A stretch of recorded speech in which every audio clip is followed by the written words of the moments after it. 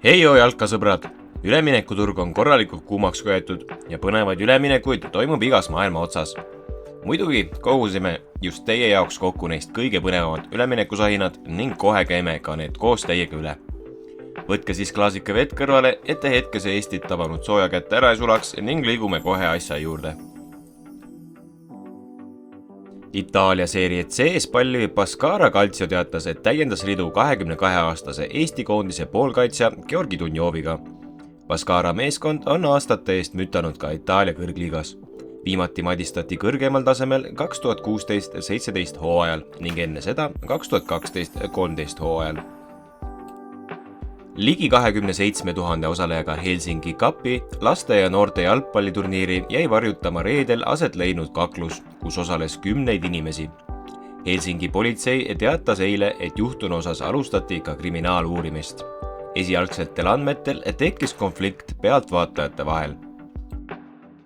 Argentiina jalgpallitähte Lionel Messi sõlmis viimaks USA jalgpalliklubi Miami Interiga ära lepingu, mis teeb temast MLS-i ajaloo suurima palgaga mängijaks. Kuigi Interi klubi suuromanik Jorge Mas püüdis Messi palganumbrit kiivalt saladuses hoida, siis USA meediasse on lekkinud esimesed teated argentiinlase päris töötasust. Nimelt hakkab ta olenevalt esitlustest teenima $50–60 miljonit hooaja kohta. Tema leping kehtib 2,5 hooaega ning seda on võimalik veel aasta võrra pikendada. Aastal 2022 muutus mängumaastik täielikult. 30 aastat kestnud koostöö arendaja Electronic Artsi ja vutiorganisatsioon FIFA vahel sai ootamatu lõpu. Electronic Arts teatas juba mullu, et jätkatakse EA Sports FC nime all. Täpselt nii ka läks ja nüüd on ka ametlikult kinnitatud tänavu sügisel ilmuv ülitis. Jalgpallimäng EA Sports FC 24 jõuab meieni selle aasta 29. septembril ning ühtlasi sai mäng ka esimese ametliku täispika treileri. Inglismaa kõrgliiga Premier League on tuntud selle järgi, et seal mängitakse Nike toodetud jalgpallidega. Alates 2025. aastast see kõik aga muutub. The Athletic kirjutab, et alates ülejärgmisest hooajast ei näe enam ikoonilisi Nike mänguvahendeid, sest liiga ning tootja ei jõudnud uue kontrakti osas omavahel kokkuleppele. Ameerika Ühendriikide firma töö võtab üle sakslaste Puma, kelle palle kasutatakse juba Itaalia ning Hispaania kõrgliigas. Samuti mängitakse Puma nahkkeradega ka Inglismaa tugevuselt 2., 3. ning 4. liigas.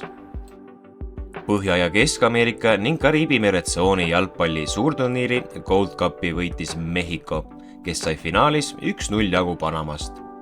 Mehhikole on see 9. Gold Cupi tiitliks. Enne pühapäeva võideti viimane karikas 2019. aastal, kui finaalis alistati USA tulemusega 1-0. Eesti jalgpallikoondislane Vlasi Sinjavski lõi oma koduklubi Slovako eest kontrollkohtumises Red Bull Salzburgi vastu värava. Tagumises postis vabaks jäetud Sinjavski tegi skoori juba 2. minutil ning kohtumine võideti lõpuks skooriga 3-0. 26-aastase Sinjavski jaoks oli tegemist juba 2. väravaga sel suvel. 2 nädalat varem sai ta tabamuse kirjaga mängus Slovakkia klubiga Skalika, mis võideti 3-1.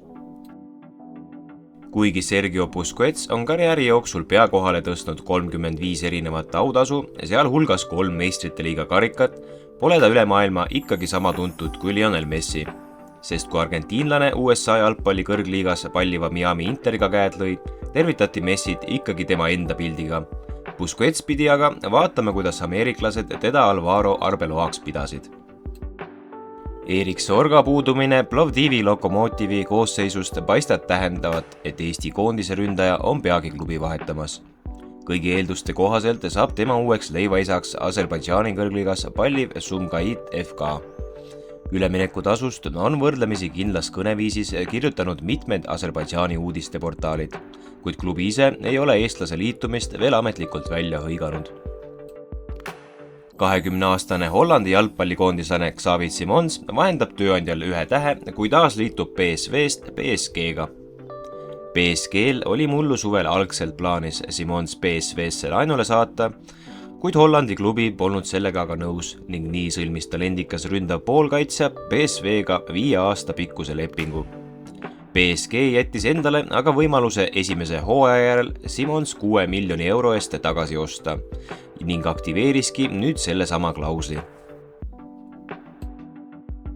Meediaväljaande Corriere dello Sporti andmetel on Newcastle teinud Napoli tähtmängija Kvicha Kvaratskhelia eest ligi 100 miljoni euro suuruse pakkumise. Gruusia koondislane aitas eelmisel hooajal Napolil võita Serie A tiitli, kui lõi 34 peetud kohtumise käigus 12 väravat ning jagas ühtlasi ka 13 väravasöötu. Ruben Neves avaldas hiljutises intervjuus põhjuse, miks ta otsustas oma karjääri parimatel aastatel liituda Saudi Araabia hiiu Al Hilaliga. Kui mehelt uuriti, et miks ta sellise käigu tegi, siis vastas ta järgnevalt. Selleks, et anda oma perele see elu, mida ma nende jaoks kogu aeg ette olen kujutanud. See oli põhiline põhjus, miks mul polnud keeruline selline pakkumine vastu võtta. Mul on 3 last ning naine, nende eest hoolitsemine on mu karjääri suurim karikas, sõnas mees. Nagu ikka, täname teid tähelepanu eest ning soovime teile mõnusat algavat nädalat.